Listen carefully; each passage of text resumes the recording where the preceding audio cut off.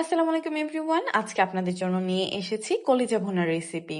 অনেক সময় কলিজা রান্না করলে তাতে একটা গন্ধ থেকে যায়, যার কারণে অনেকেই কলিজা ভুনা পছন্দ করে না। কিভাবে রান্না করলে কলিজা ভুনায় কোনো গন্ধ থাকবে না, তাই আজকে আমি আপনাদের সাথে শেয়ার করব। By the way, welcome back to Cook Studio. কলিজা রান্না করার জন্য প্রথমেই এখানে আমি একটি পাত্রে কলিজার সাথে আধা চা চামচ হলুদ ও লবণ দিয়ে কলিজাটা সিদ্ধ করে ভালো করে ধুয়ে ছোট ছোট কিউব করে কেটে নেব। এইবার একটি প্যানে তেল গরম হয়ে গেলে তাতে আধা কাপ পরিমাণ পেঁয়াজ কুচি দিয়ে চুলার আঁচ বাড়িয়ে পেঁয়াজের বেরেস্তা তৈরি করে নেব। বেরেস্তা হয়ে গেলে পেঁয়াজ কড়াই থেকে নামিয়ে নিচ্ছি। বেরেস্তা বানানোর সময় খেয়াল রাখবেন, একদম বেরেস্তার কালার আসার পরে চুলা থেকে উঠাবেন না। কালার আসার কিছুক্ষণ আগে চুলা থেকে উঠিয়ে নেবেন, তাহলে বেরেস্তা একদম পারফেক্ট কালার আসবে।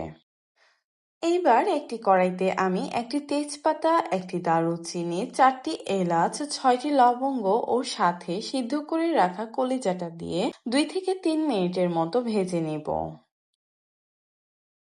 কলিজা ভাজা হয়ে গেলে এবার এখানে আমি 1 টেবিল চামচ রসুন বাটা, 1 টেবিল চামচ আদা বাটা দিয়ে মশলার কাঁচা গন্ধ না যাওয়া পর্যন্ত ভালো করে কষিয়ে নেব। এইবার কড়াইতে আমি 1 চা চামচ হলুদ গুঁড়ো, 2 চা চামচ লাল মরিচের গুঁড়ো, আধা চা চামচ জিরা গুঁড়ো ও স্বাদমতো লবণ দিয়ে হালকা কষিয়ে তাতে সামান্য গরম পানি দিয়ে দিচ্ছি, যেন মশলা পুড়ে না যায় আর মশলার কালার যেন নষ্ট না হয়।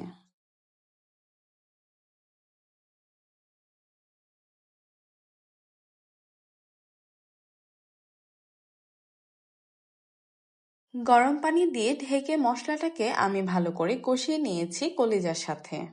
এইবার এখানে কলিজা সিদ্ধ হওয়ার জন্য যে পরিমাণ পানি প্রয়োজন সেই পরিমাণ পানি বা আনুমানিক 1 কাপ পরিমাণ গরম পানি দিয়ে একদম মিডিয়াম টু লো আছে প্রায় 25 থেকে 30 মিনিটের জন্য ঢেকে রান্না করে নিব। আমি মাঝখানে ঢাকনা উঠিয়ে 2-3 বার নেড়েচেড়ে মিশিয়ে নিয়েছিলাম। কলিজা ভুনা রান্না করা এই পর্যায়ে প্রায় শেষ। এবার কলিজা ভুনার উপর পেঁয়াজ বেরেস্তা দিয়ে নামিয়ে কুক স্টুডিও স্টাইলে পরিবেশন করে নিব।